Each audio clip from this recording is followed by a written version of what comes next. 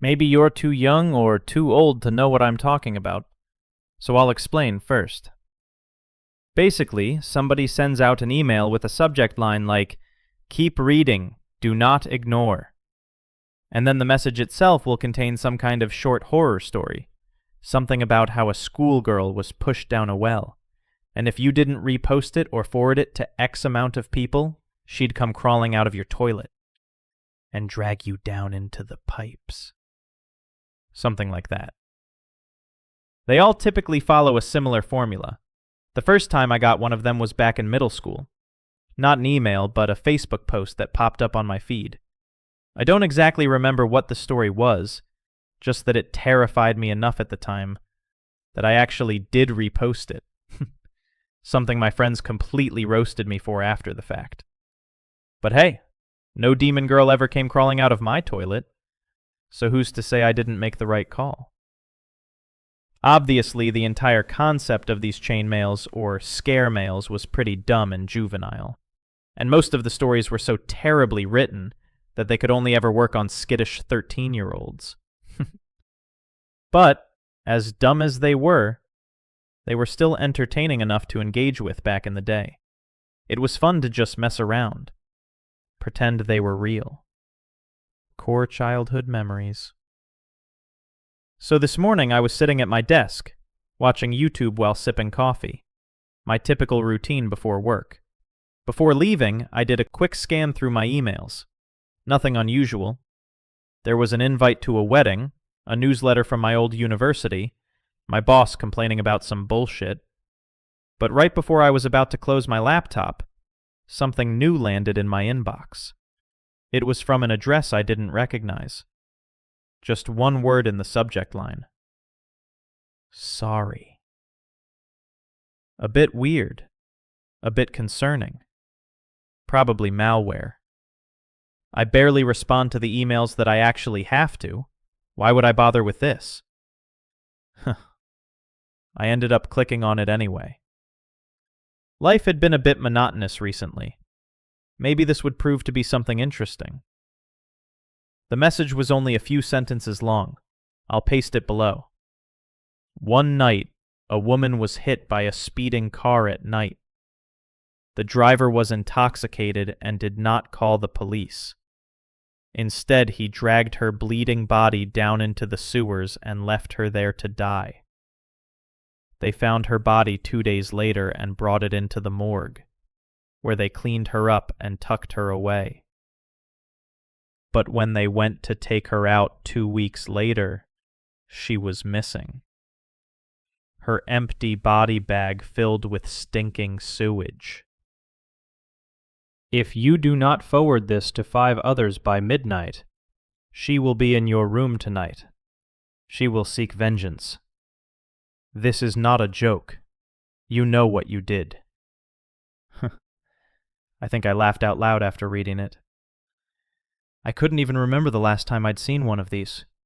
What a blast from the past. Albeit a bit more intense than the ones I remembered seeing as a kid. But I suppose that these things evolve over time. I was still a bit perturbed that it had been sent to my work email. But then again, I work at a pretty big company, and it probably wasn't a terribly hard thing to find. The email contained an attachment as well, a single PNG file named he/r. I just figured it was going to be some AI-generated image of a demon woman, an attempt at a cheap scare in order to prolong the joke, so I decided to humor the sender by opening it up. But there was nothing there. Just a plain, black image. What a letdown. I didn't think about it much for the rest of the day. Work was stressful, and I had to force myself to endure a boxing class afterwards. By the time I got home, I was ready to eat dinner and just pass out. After eating, I was lying on my couch, sipping sangria, while messaging this girl Elisa that I'd matched with on Hinge. I was having trouble coming up with things to talk about, so I mentioned the email. She was about the same age as me, so I figured she'd get a kick out of it. Which she did. She gave me her own email, and asked me to forward it to her. She wanted to see it. Just curious. So I sent it over. Then I put my phone down and went to go take a shower. When I checked my phone again, She'd sent another message. Holy shit, that's terrifying. I messaged her back something like, I know, right? I'm shitting bricks just thinking about it. But she told me she wasn't joking, and that she wasn't talking about the story. Look at the image again, and turn your brightness all the way up. Look closely. It wasn't exactly what I wanted to read before going to bed, but I went ahead and did so. I opened up my email, and then re-downloaded the file. Then I turned the lights off, and raised the brightness on my phone as high as it could go. I stared intently at the screen. It took some squinting, but I was able to see it. Elisa was right. It was absolutely fucking terrifying. You still couldn't see much, but you could see just enough. A set of floating teeth, just barely reflecting the minimal light there was. The crescent shape suggested a smile. 2 eyes hovered above, both of them unnaturally wide, as if they were actively being pried open by unseen hands. Immediately, I turned the lights back on. You know that feeling you get when you dig into your pockets and your wallet or phone isn't there? I was feeling something similar to that, but with an added layer of dread. The details just didn't add up. Was the email a joke or a genuine attempt at a scare? It was too terribly written to be serious. But if it was a joke, then why was this image the creepiest shit I'd ever seen? Elisa sent another message saying that she'd used Lightroom to lift the exposure, make the image as bright as possible. I stared at her second email sitting in my inbox before opening it up. And this is the point where any humor or nostalgia was completely sucked away from the situation. The image was still extremely dark, but enough details had been revealed for it to be somewhat clear that it was a woman's face. Well, kind of.